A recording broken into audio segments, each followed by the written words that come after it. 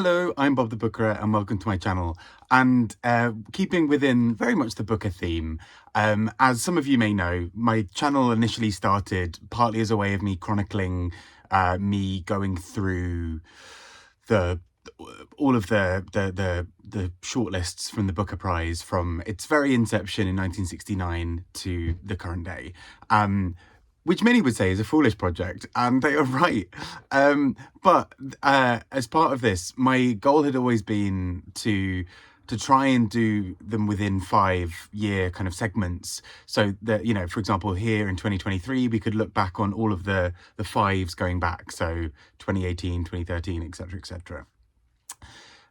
And here we are in 2023, about to have our winner relatively soon.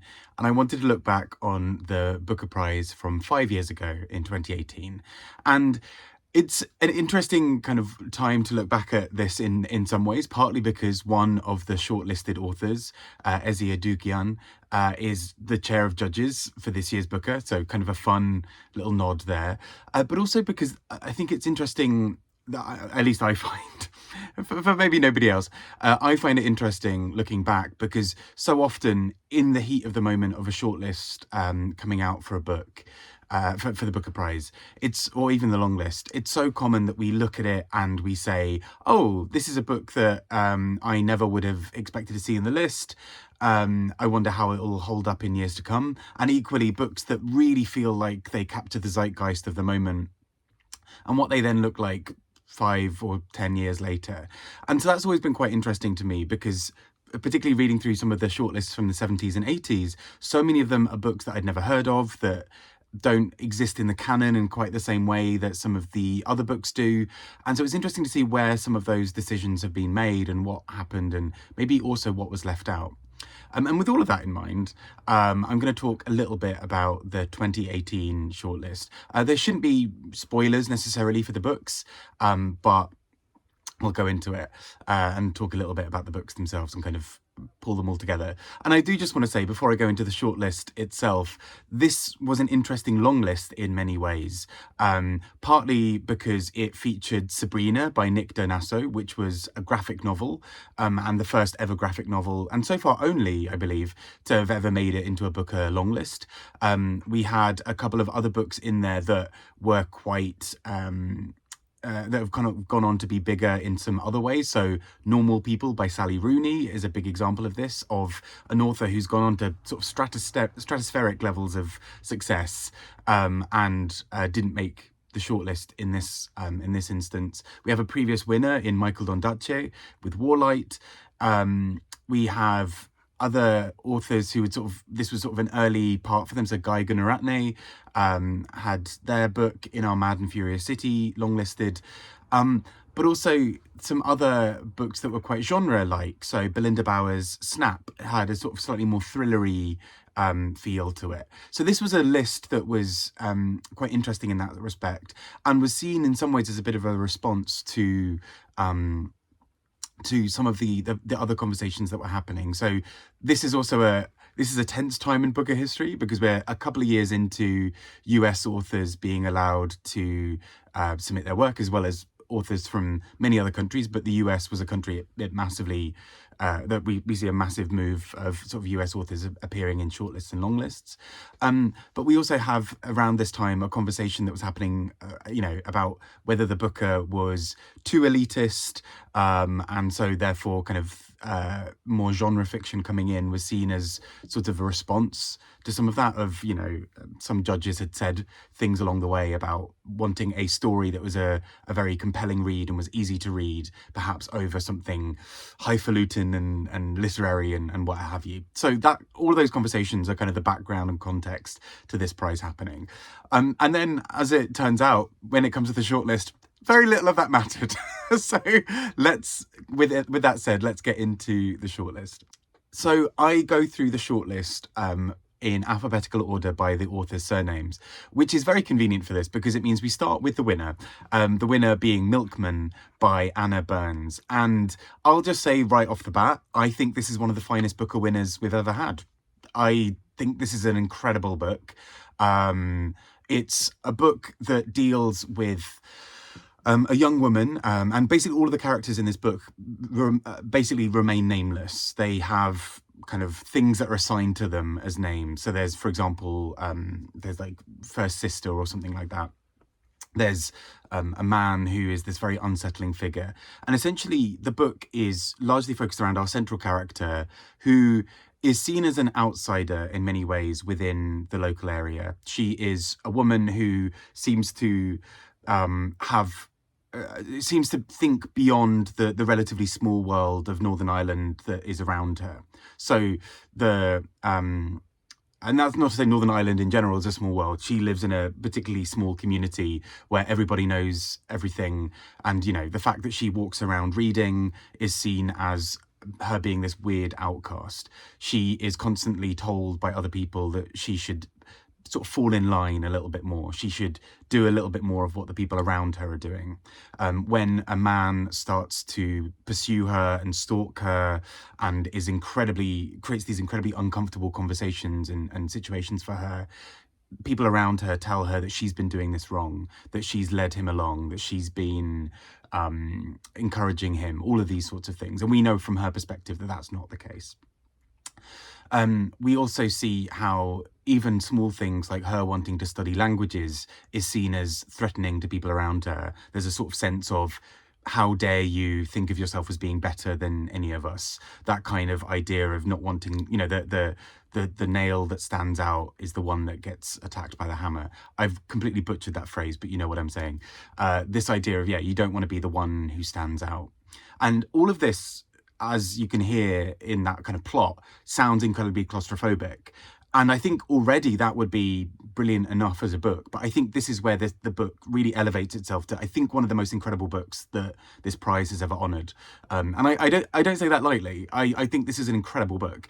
The form of this book is incredibly dense. It's told in this sort of style from our character who's sort of going through her mind in this very deliberate way, but in also a kind of slightly scattered way. And just the control of the author in doing this, I think, is remarkable. I don't know how Anna Burns does this really as a book.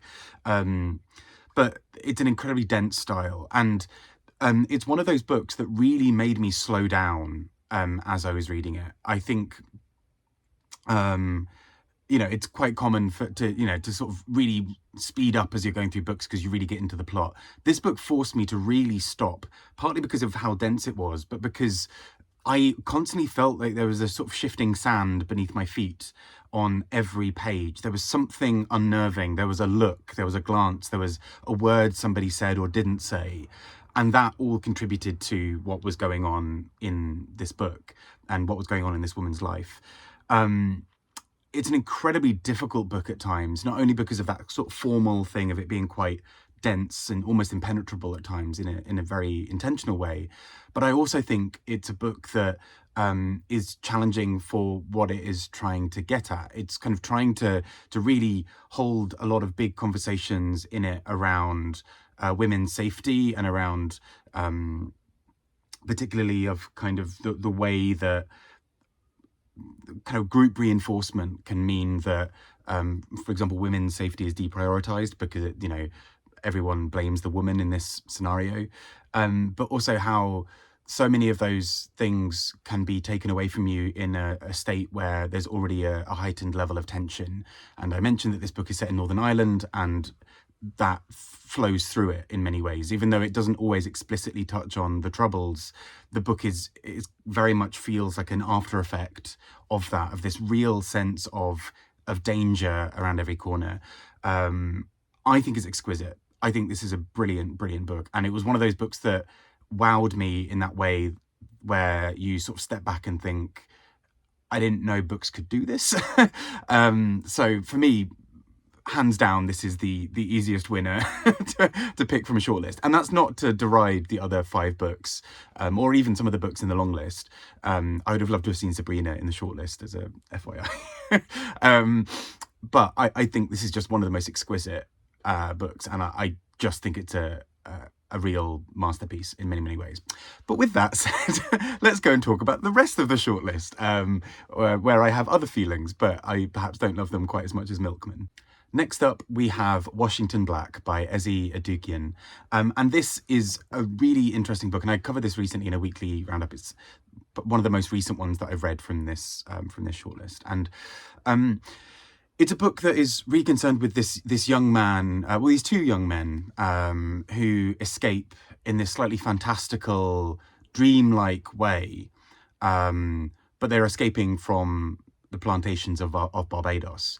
And so this book really deals heavily with slavery and with the long-term ramifications of something like that on the body and on the mind.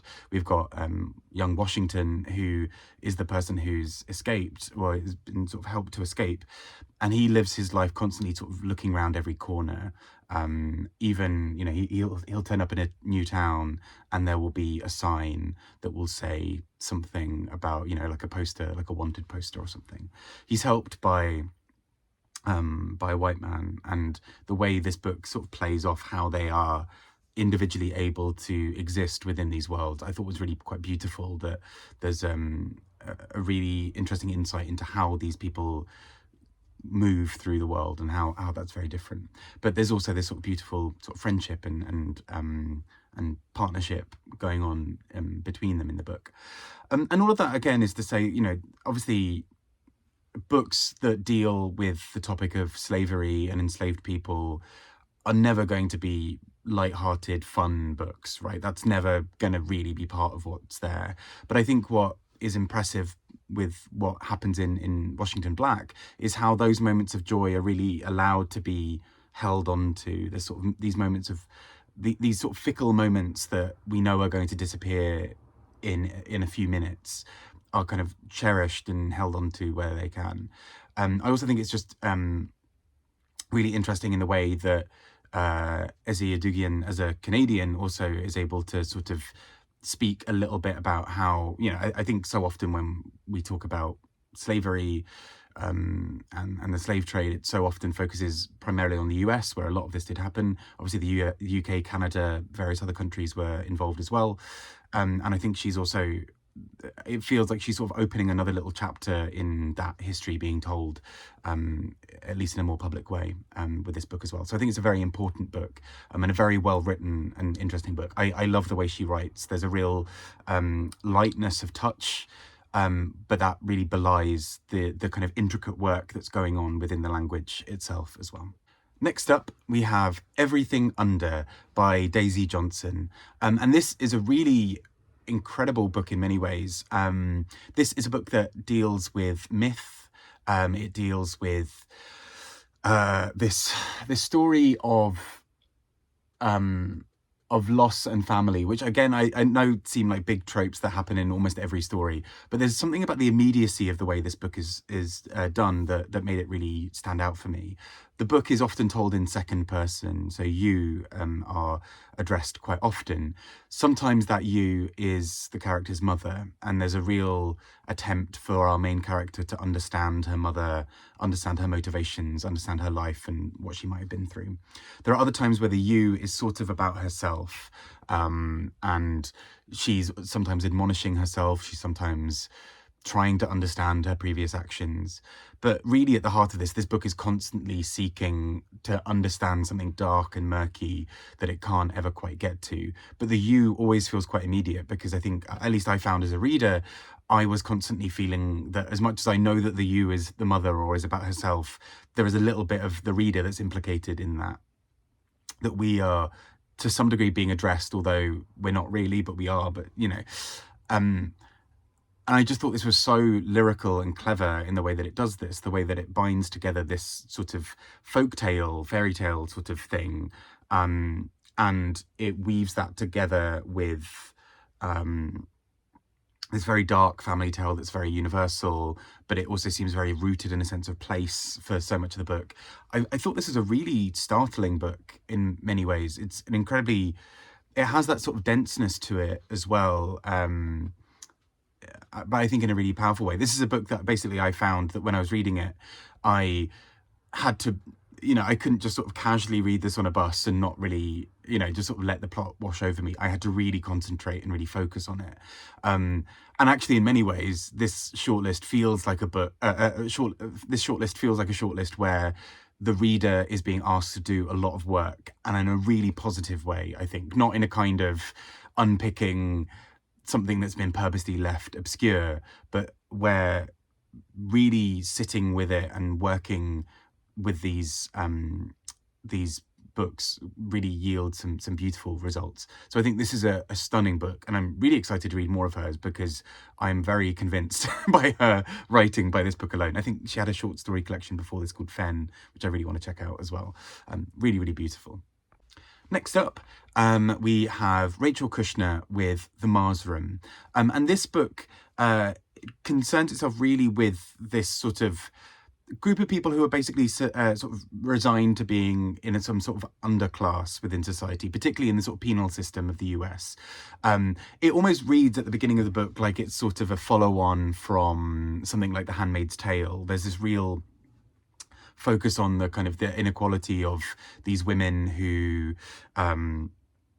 are forced to do certain things to make money and to survive, but then are penalized for having done that. Particularly, the main example that's used quite often is sort of one of the central characters who sort of does pole dancing or stripping or what have you for money.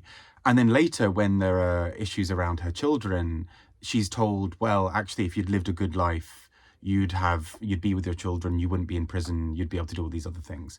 And there's a real cruelty in that we know that she is only really doing these things because she has to and because this is her route to survival, and yet she's penalized later for having done so. And so this book, as a result, then turns into this sort of prison drama of sort of really zooming in on these characters in prison and their lives, particularly the sorts of ways that you give up parts of your humanity in order to survive those things. So the things you do, the jobs you do, the people you lie to, the allies you try to make, all in order to survive and get through to the next day. And in doing so, this book really exposes so many of the cruelties that underpin the penal system. And I found it really interesting, particularly those sides of this. This is a book that I sometimes struggled a little bit with. I think I maybe needed this book to be a little bit of a tighter focus, but still overall thought was a really interesting exposition about some of those topics. Next up, we have The Overstory by Richard Powers. And this is a book that also then went on to win the Pulitzer. So this is also big prizey kind of book as well in its own way. And so The Overstory is really quite an epic book in several ways, particularly in its kind of perspective on many things. So it's a book that is focused on several different characters who are all strangers to each other, who all to some degree are connected by particularly trees, but the natural world in a broader way as well. And so this all kind of comes together in this very interestingly sort of broken up narrative where there are some characters who are these people creating artwork or kind of celebrating nature in their own way. There are these other people who whose sort of lives in some ways, are kind of going a certain way and then interact with a tree in some form, for better or for worse. And so basically the book almost has is that kind of central idea, this idea of tree roots being this thing that kind of, all of these separate people are the little roots being connected into this one big tree. And so narratively, it kind of does quite a lot of things around that in terms of, we'll sometimes see a character do a certain thing and then another character will see something from that world in theirs as well. So they'll see something on the news or a character will see a piece of artwork and all of these other things. I thought this was a really beautiful book in many ways. It's a obviously very ambitious book in terms of its scope. And I think it does mostly achieve that as a book. It deals with quite a lot of different conversations about what happens, the ways that we as humans are both sort of reacting to the environment around us, but also shaping it, that we're part of it, that nature is us, we are nature. And I think it's quite an interesting thing to have these sort of branched out narratives that kind of come back into one place. So I really enjoyed that. It's a longer book on this list, not like super long. It's not the worst in that sense, in terms of, there have been much longer books on Booker shortlists before. But I think it's a really interesting book for what it does. It's very daring in that. And I really enjoyed it. I thought this was a very well-told story that just had a lot of different interesting spaces to go into. And I just really liked what it did, basically. So it's really interesting looking back on this now. He's since been shortlisted again with Bewilderment. And so, yeah, just an interesting book. And I think particularly the conversation around a book like this was always kind of a bit more interesting, because the Pulitzer affected how this was seen. As we'll see with the next book, other prizes are involved as well. So a shortlist that kind of in its own way had a lot of kind of star power to it. And last but not least, we have The Long Take by Robin Robertson. And this is a book that is very different from everything else, pretty much. The book is sort of told as this narrative in verse kind of thing. It in some ways reads like a long short story, in some ways reads as a novel, in some ways reads as a long poem. Either way, it deals with so many interesting aspects. This book also then won the Goldsmiths Prize, so it's sort of another one of those. This is in theory, the slightly more experimental one on the list. And I think it's a really interesting thing for what it does, how it sort of plays with narrative. But particularly the core narrative of this book is dealing with a man in the after effects of war. He's sort of living with these memories of some of the cruelties that he's seen. He's dealing with the horrors of all of that, and meanwhile trying to process all of this into a fairly normal life. And he's trying to exist in this world after war and kind of reconcile everything he's seen and the ways that that's made him lose faith in the world around him, and sort of parlay that almost into being someone who is full of optimism and of faith about what might come next. It's an incredibly brooding and dark narrative in some ways like that, but there's a real heart of this book that's sort of going for trying to do something a little bit lighter. I just thought it was a really quite interesting book and really quite profound, but also just so interesting to see how it plays around with what books can do. Like the fact that this book is considered a novel when it's sort of told in a certain style. And I guess that's also why the Goldsmiths would have sort of picked up on it as a book that's really quite creative in how it approaches narrative. And so, yeah, just a really interesting book, because even on the cover of the book, I'm not sure if you'll be able to see from the little cover I put in here, it was published as a poetry book, technically. Picador Poetry was the sort of the corner of Picador Press that published it, and so here it is as a novel in a long list that also had a graphic novel, like a sort of a thriller, various other books here and there. So I think this set of judges, I think, were really tuned into all of the possibilities of what a book could be and what a book could be as well. And so I'm really glad to see a book like The Long Take make it onto the shortlist. Even if there are books that I prefer over it, I think The Long Take has a really interesting position in this shortlist, just because it really blows up some of these ideas about what a typical book could be. And in many ways, all of them do, in their own way. I suppose Washington Black and The Mars Room are probably the most typical in terms of narrative, and that's not to deride them at all. They are brilliant books, I think, in many ways. But I think, they are told in a slightly more traditional linear narrative, whereas something like the Overstory is this really branched out, excuse the pun, book. The Long Take is this sort of long poem. Milkman is this very claustrophobic narrative inside someone's head. And everything under has this sort of this second person thing going on. So really interesting as a shortlist. And I think as a result, a shortlist that really deserves to be celebrated, actually. The more I read of this shortlist, the more I thought that this was doing some really quite interesting and clever things. This feels like a very Booker shortlist, really celebrating innovative books, but also really focusing on some very high quality writing, I think, as well. So yeah, really, really interesting. I think, as is obvious, my personal feelings are still that Milkman was the right winner. And again, that's not to say anything bad about the other 5 books or any of the long list. I think Milkman is just exquisite in pretty much every way. I would have loved to have seen Sabrina make the shortlist. I think that might have been a step too far for people. I think that might have been too controversial. I think the fact that a graphic novel made the shortlist in the first place got a few people's backs up, particularly in the context of this was only a few years into US authors being allowed to be on the list. So I think a few people were already worried that the booker was changing who it was. So that's probably understandable. But really interesting to see so many of these books are still ones that a few years later, or some of these authors still a few years later, are still authors who are seen as being, you know, really exceptional writers. They've not sort of disappeared. Someone like even like Donal Ryan, who is long listed here. I've not read this book of his. I've read a couple of others of his and loved them. Really beautiful, poetic writing. Michael Ondaatje, a previous winner with The English Patient, which a few years before this this long list, his book The English Patient was named the best winner of the previous I think would it have been 40 or 50 years. 50 years. So kind of really interesting to see all of those conversations. This is a very dynamic long list, I think, with a very strong shortlist drawn from it and an exceptionally strong winner, I think. This is not always the case when I talk about previous shortlists.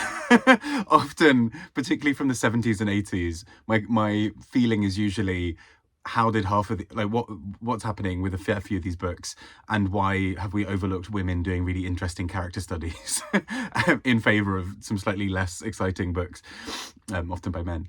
But this is I think a very, very good shortlist, and I'd really urge you, if you think these books sound interesting to you, to check them out, particularly Milkman, which again I love. Anyhow, that's me talking about this shortlist. I'd love to hear your thoughts. I think the thing that I'm finding as I'm going back and reading these is also that, without elongating the project, I really want to read these long lists as well. That's maybe for after I finish all the shortlists. I can't promise this for every shortlist, because for every year, because otherwise I've already got like 100 books left of the Booker shortlists, and I don't want to add another 100 or so to that from just long lists. Anyway, I've been Bothered Booker. Take care and speak to you all soon. Bye bye.